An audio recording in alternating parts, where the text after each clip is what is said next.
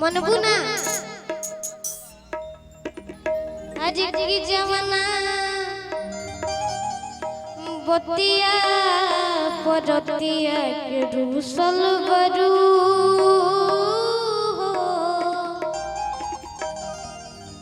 की जमाना अरे बतिया परतिया के रूसल बरू कि ओह में तनिको न हो मोरो गलतिया बा जवाना बतिया परतिया से रूसल बरू ओह में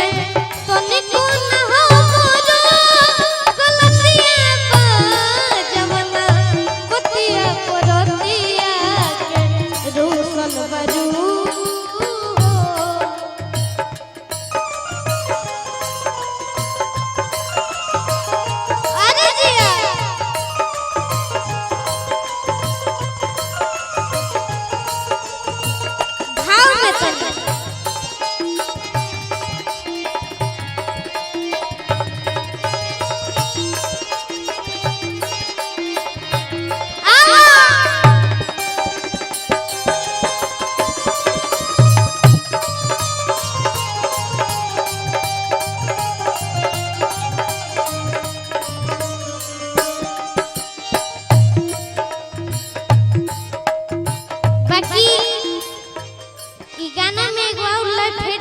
बहुत अच्छा हो फेर दो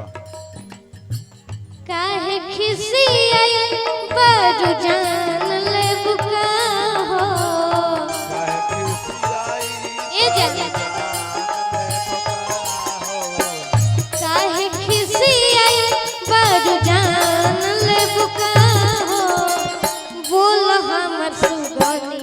परान ले बुका हो बोल हमर सुगनी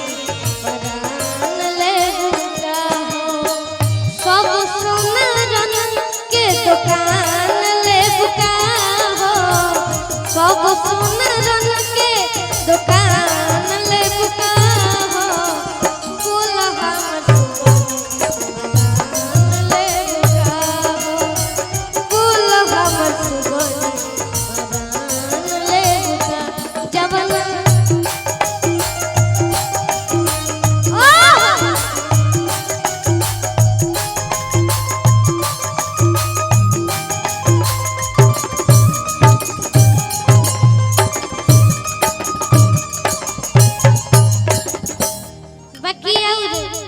पति भाव में क्यों कहता रे इतना छोट बात खाती इतना रंज होखे इतना छोट बात खाती इतना रंज होखे आँख लाल कइले बारू तू रो रो के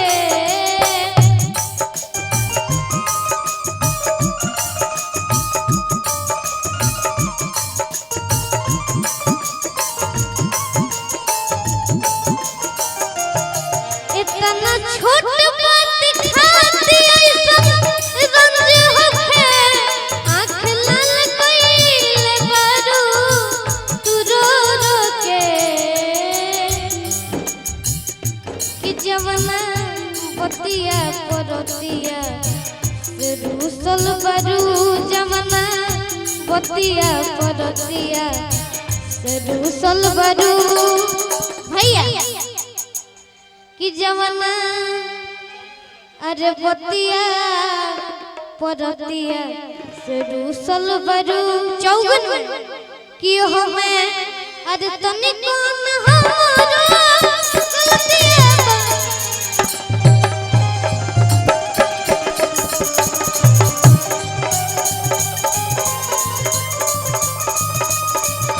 जवाना बतिया परतिया